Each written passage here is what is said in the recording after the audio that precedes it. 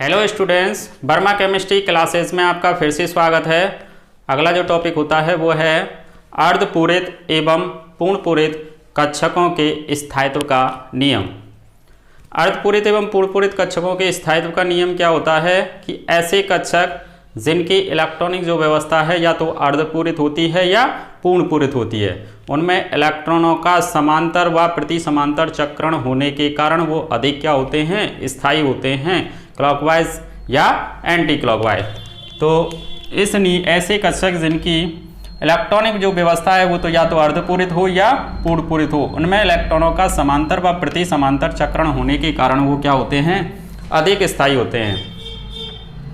जैसे हम एग्जाम्पल की बात करें तो देखिए पी में 3 कक्षक पाए जाते हैं, अधिकतम इलेक्ट्रॉन 3 होते हैं, उसके आधे हो गए 3। ऐसे ही डी में अधिकतम इलेक्ट्रॉन 10 होते हैं, आधे हो गए 5। एफ में अधिकतम इलेक्ट्रॉन की संख्या 14 होती है, उसके आधे हो गए 7। अगर ये वाली कंडीशन है तो हम कहेंगे ये क्या हैं, अर्धपूरित विन्यास होने के कारण अधिक स्थायी होते हैं। अर्धपूरित विन्यास होने के कारण ये क्या हैं, अगर किसी के विन्यास प्राप्त हो रहे हैं तो ये अन्य विन्यासों की तुलना में क्या होंगे, अधिक स्थायी होंगे।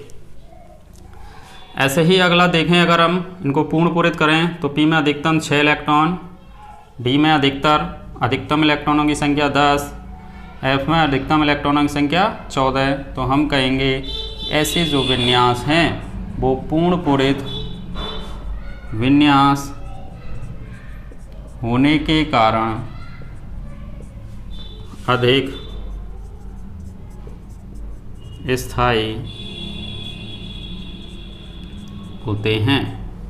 ये जो विन्यास हैं वो पूर्णपूरित विन्यास होने के कारण क्या हैं, अधिक स्थायी। यदि हम एक क्वेश्चन देखें आपके लिए है नाइट्रोजन और ऑक्सीजन, इन दोनों में हमसे पूछ रहा है कि नाइट्रोजन और ऑक्सीजन में से कौन अधिक स्थायी होगा और क्यों होगा। तो देखिए नाइट्रोजन और ऑक्सीजन में से नाइट्रोजन का परमाणु क्रमांक देखें हम तो देखिए 1s2 2s2 और ये विन्यास आ गया 2p3। अगर ऑक्सीजन का देखें 1s2 2s2 और ये 2p4। इन दोनों में कंपैरिजन करें तो इसका जो विन्यास होता है भाइतम को उसका देखिए 2p3 है और ये 2p4। ये अर्धपूरित विन्यास है और ये अपूरित विन्यास कह सकते हैं इसको। तो ये क्या है, अर्धपूरित विन्यास। अर्धपूरित विन्यास है, इसका मतलब अर्धपूरित विन्यास होने के कारण नाइट्रोजन जो है वो क्या होगा, अधिक स्थायी होगा। नाइट्रोजन और ऑक्सीजन में से नाइट्रोजन जो होता है वो अधिक स्थायी होता है, कारण अर्धपूरित विन्यास होने के कारण अधिक स्थायी। दूसरे वे में हम कह सकते हैं क्रियाशीलता का भी क्वेश्चन पूछ सकता है आपसे। जो अधिक स्थायी होता है वो क्या होता है, कम क्रियाशील होता है, कम रिएक्टिव होता है। तो हम कहते हैं ये अधिक स्थायी है या कम क्या है, क्रियाशील। क्योंकि नाइट्रोजन जो है वो कौन सी वर्ग का तत्व होता है, ये 15वें वर्ग का तत्व है नाइट्रोजन। और ऑक्सीजन जो है वो कौन से वर्ग का है, 16वें वर्ग का। अगर 15वें और 16वें वर्ग में से देखें तो 15वें वर्ग के तत्व 16वें वर्ग के तत्वों की तुलना में अधिक क्या होते हैं, स्थायी होते हैं। यानी 15वें और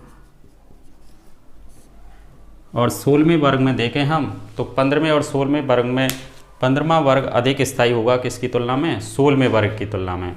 जैसे दूसरा एग्जाम्पल इसी में से अगर हम लेते हैं, नाइट्रोजन के नीचे कौन आता है, फास्फोरस, और यहाँ आती है सल्फर। फास्फोरस का परमाणु क्रमांक 15 और सल्फर का 16। इन दोनों में देखें कौन अधिक स्थायी है या क्रियाशीलता का क्वेश्चन पूछे आपसे तो फास्फोरस और सल्फर, जब इसका इलेक्ट्रॉनिक विन्यास लिखते हम तो ये आता है 3p3 और ये आता 3p4। तो देखिए ये अर्धपूरित विन्यास है, ये अपूरित विन्यास है।